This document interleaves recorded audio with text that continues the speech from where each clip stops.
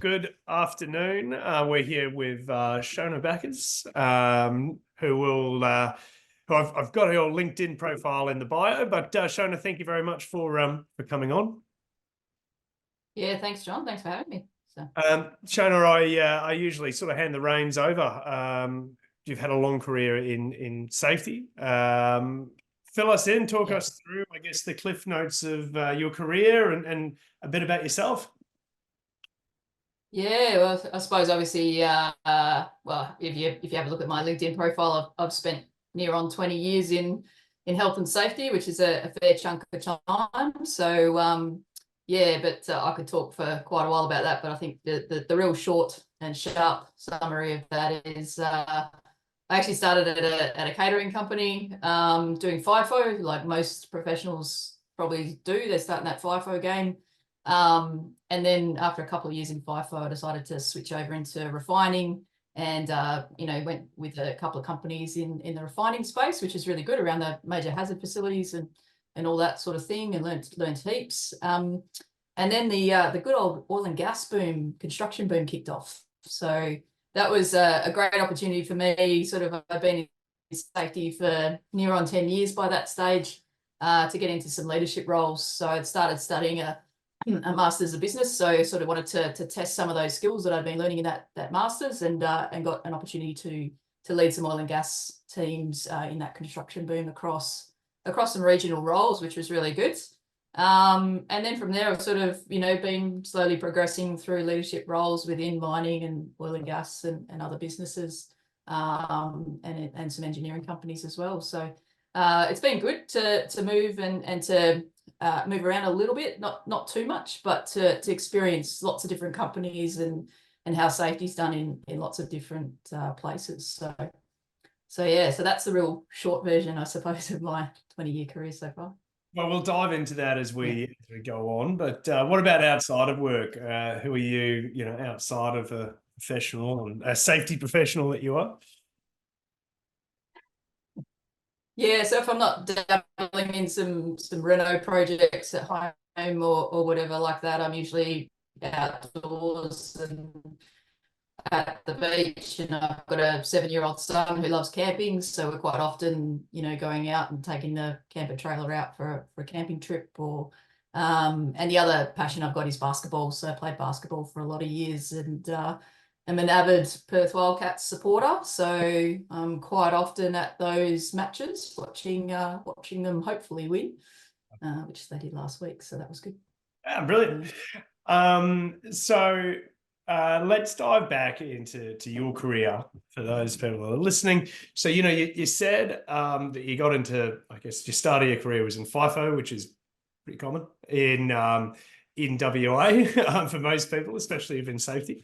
But I guess, what was the interest that drove you in the direction of choosing safety as a profession, Shona? Yeah. Did you lose me there? Yeah, so I didn't actually safety. Yeah, I lost you a little bit, but you got me back. Yeah. Cool. Yeah, I caught most of that. So I think safety wasn't on my radar at all. So I, high school, uni, etc. I was actually studying to be an environmental health officer. So I went into that kind of degree to start with, and yeah, I was as part of that degree, you do your third year, you do a professional practice unit. So I went up to Newman for that professional practice unit, and I was chatting to the EHO there, and I said, oh, if you had your time again, what would you do differently? And he said to me, I'd get into health and safety. He said that the career is very similar. The things you work with, the people you work with, sort of similar risks and everything else. And, you get to experience a lot more or opportunities within lots of different other companies. So that appealed. And I, as soon as I got back to Perth, I had a look at that and finished my degree in environmental health, and then enrolled in a postgrad in OC health and safety, and did that straight afterwards while I was working full-time. I was studying part-time. So yeah. Do you think that environmental background has been, because there are a few safety professionals that have the environmental background and then move into safety. Do you think that's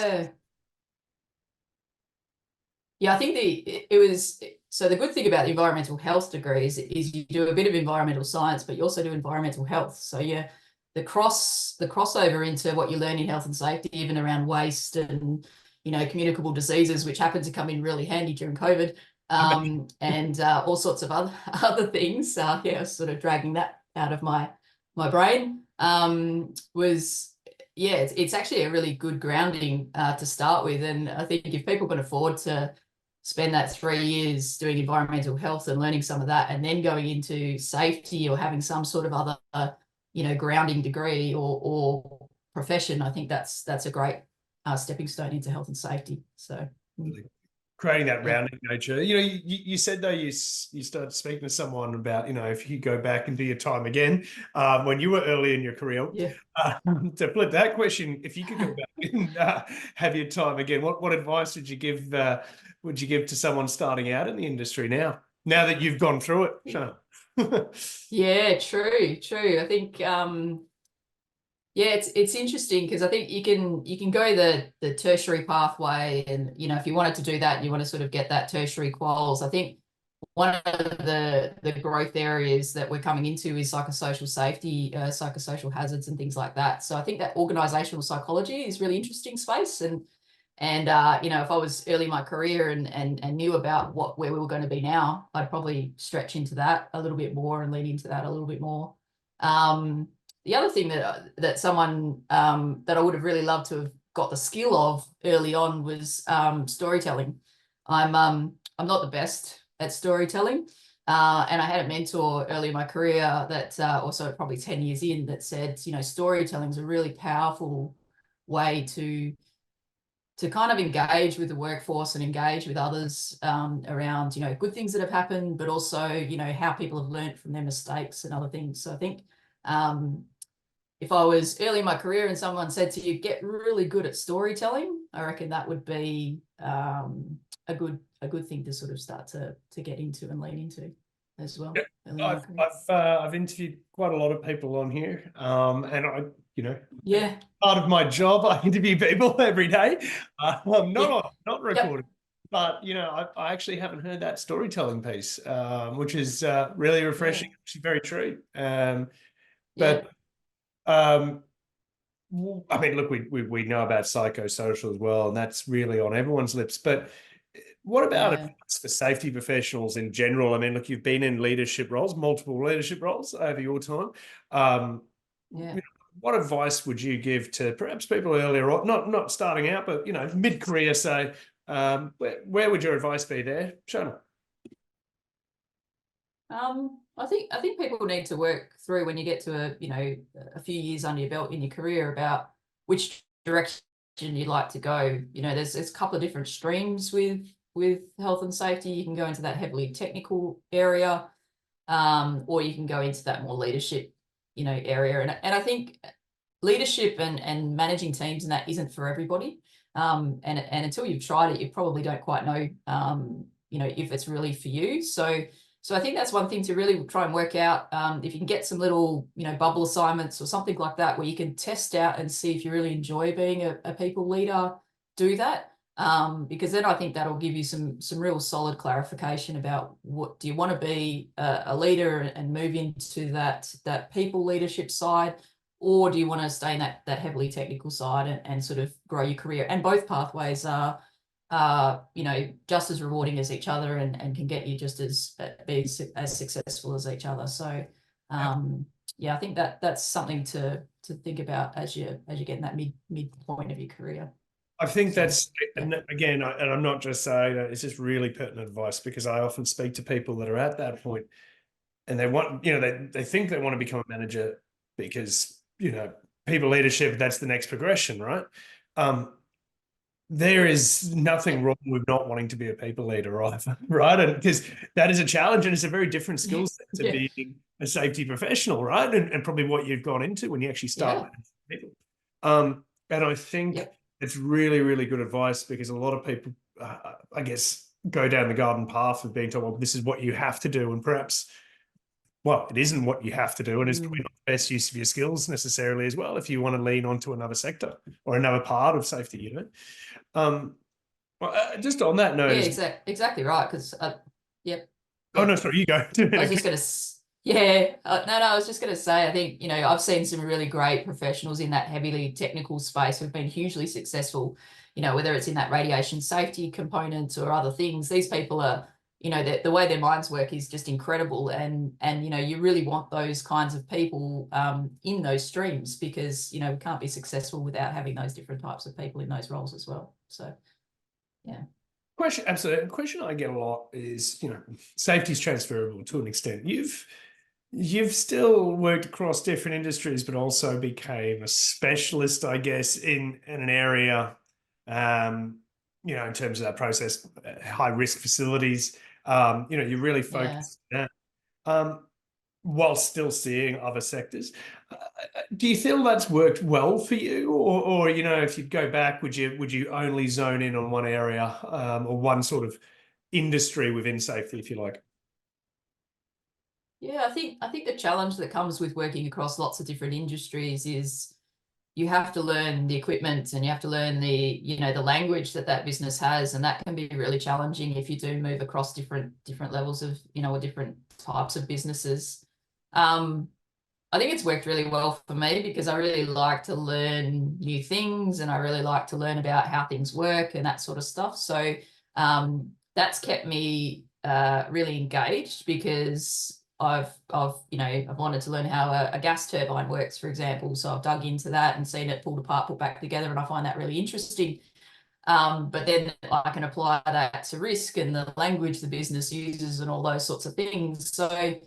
Um, so yeah, it's worked really well for me, and I think you can apply risk to every situation, but obviously the context is incredibly important. So as I get higher in my career, one of the challenges I've got is I'm no longer in that technical sphere as much. So probably as I go through the next part of my career, I'll need to make a decision about whether I do jump around as much within those different types of businesses, or if I stick to the ones that I've been in previously, because I already have that inbuilt language and knowledge around the risks of the context of the business. So And yeah. that's the catch-22, isn't it? Yeah, because sometimes there is no Absolutely. answer to it. Yeah.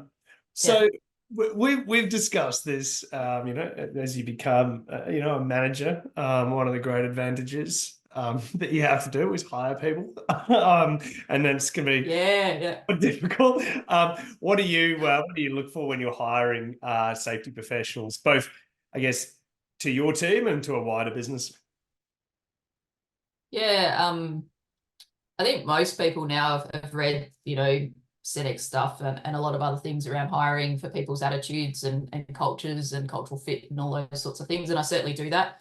I think that's definitely something I've, I read about and tested and tried, and was really successful with hiring people who are great problem solvers, have a really great attitude, can talk to lots of different people within the organization at various levels. And I think that's really helpful. You do need to look at the technical side though as well.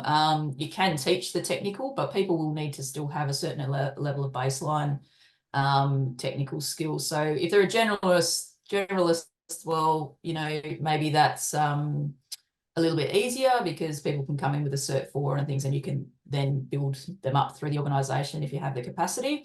But when you're talking about things like environmental approvals and other areas that are really growing at the moment, you have to have people come in with the right attitude, but also with that real heavy technical knowledge and expertise, because you need them to hit the ground running, obviously those sorts of things. So yeah, and I think there is that measure there, right? Of going back to transferability, it's transferable to an extent, but you need that technical knowledge situation.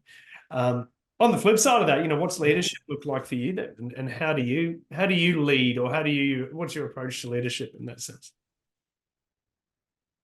Yeah, I think I'm always pretty collaborative, so I don't tend to be, a person who's heavy on the control or those sorts of things. I think you employ people because they're great at their job, they're experts in their field, and it's really about how do you help them succeed. So one of my my processes or things is having regular check-ins with my team, and then looking at, well, where are they struggling? What are some of their challenges? And then how can I help support them, and, maybe put some scaffolding around them to help grow them, or do I, maybe they're just not getting some of the leadership, that top down, instruction that's coming through from the higher up in the business. Maybe I can fill them in on that.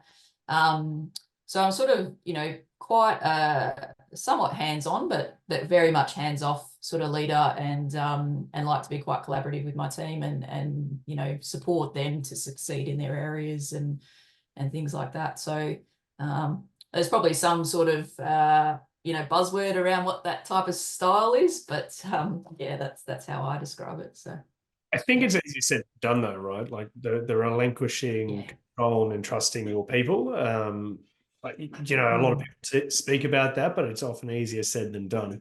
So, especially when you have such a big remit as well, you need to be able to do that. Otherwise, you don't have enough hours in the day to begin with, right?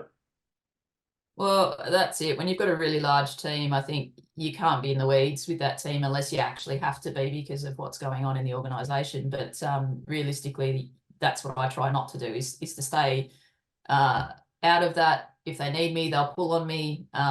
If they need support, that sort of thing, then they'll pull those levers as they have them, and I make sure that they've got them available to them.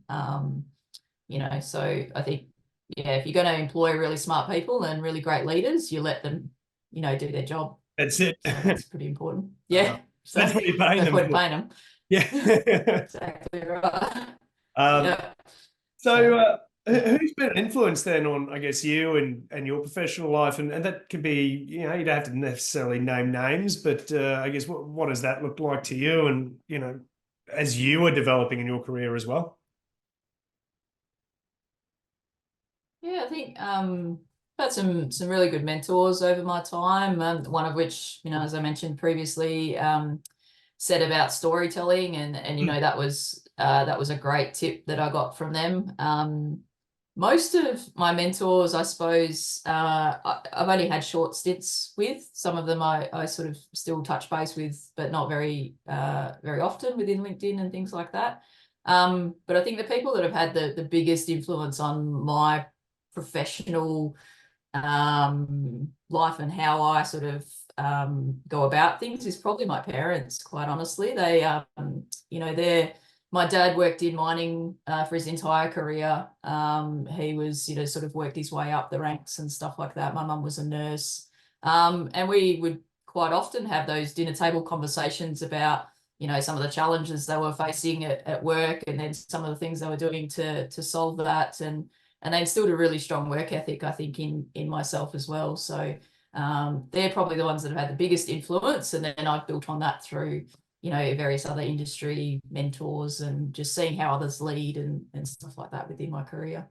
I think that's a brilliant answer, and I think that is so true as well, especially having that experience and exposure to the resource sector as well, and nursing as well. Not an easy profession by any means. That's certainly is something that probably stays with you throughout a professional life for sure. Conscious of time, but you've obviously 2 decades within of experience. Now I sound old. It's not meaning to be, And, no, I don't. And you touched on, I guess, psychosocial before, but where do you see this all going? Where do you see us going as a profession, Shona? What do you think the future looks like if you had a crystal ball? Yeah, I think psychosocial is a big part of it. So, over the last 20 years, I've seen that we've got a really large focus on physical risks and improving the physical controls that go along with those physical risks. And the great thing about that is you can see them, right? So you can usually, electricity, yes, but you can, look at a PNID or something, and you can understand how that flow of that risk is, hazard's going to come through. I think the challenge with psychosocial is that we are complex human beings, and you can't physically see, you can't go and read a PNID and understand how's that going to impact the business, and what sort of things is that going to bring to the table. So that's I think the area that in the next 20 years we're probably going to see a lot of growth in our profession, and potentially see more organisational psychologists and people with those sorts of psychology backgrounds come into the profession to assist the health and safety team with better understanding how that impacts the culture and the influence. And I think with psychosocial risk, there's no one size fits all for an organisation. So that's the other challenge. You can put in a working at heights controls, and you can usually apply that to most other organisations. But I think with psychosocial risks, that's it's not necessarily as easy to do that. So yes, I think that's definitely one. I think AI is another one that's obviously a hot topic at the moment that everyone's chatting about. That is going to be really interesting to watch and see how that goes. And I think there's some real benefits for the profession that should help our profession get out in the field a lot more, hopefully. We still need people to be, we still need people to be generating procedures and doing those sorts of things. But if AI can do a lot of the hard work in there, and then we've got technical review, and that sort of partnership between AI and our safety professions and humans, I think that's going to be an interesting space to watch, and how that impacts how we manage risk within businesses. So absolutely. And look, going back to that psychosocial, the organisational behavioural side, I mean, geez, 5 years ago we never even heard of it. And you look at some of the larger consultants that are operating in that space now, especially some of the East Coast consultancies that are doing, probably consulting even to sort of medium-sized businesses. It's not even just your ASXs anymore. So there is certainly an appetite for that, I would say, as well. Yeah, for sure. Yeah, it's certainly been a really large growth area, but much needed too. Back 10 years ago, you could see that these risks were present in the business, but they weren't necessarily getting really dealt with or understood. We had EAP, but me as a professional at that point in time, I had no idea what I needed to do with it. So I think that's where this will be really good to see how that progresses and improves, and then you get the holistic view of a person coming to work, so physical and mental. So I think that'll be great. Well, Shona, maybe I can hold you to it, and we can revisit this in a few years' time and see if right or not. But Shona, thank you so much for jumping on, recording this the lead up to Christmas, the week before Christmas. So thank you for setting aside half an hour, 20 minutes. As I said, I'll also put your LinkedIn bio in the show notes. But and obviously anyone that wants to connect with you should, if they're in that space. But Shona, thank you again for jumping on the HSEQ Leaders podcast, one of the last ones for the year. Yeah, well, thanks for having me, John, and have a great Christmas and New Year. And we'll see you next year, no doubt. Same to you. Thanks a lot for joining us for another episode of the Safety Leaders podcast. If you enjoyed it, make sure you reach out and connect with myself as well as Sundstrom Recruitment on LinkedIn. We are the specialists health and safety recruitment in WA. Looking forward to the next episode and maybe getting to know you. Cheers.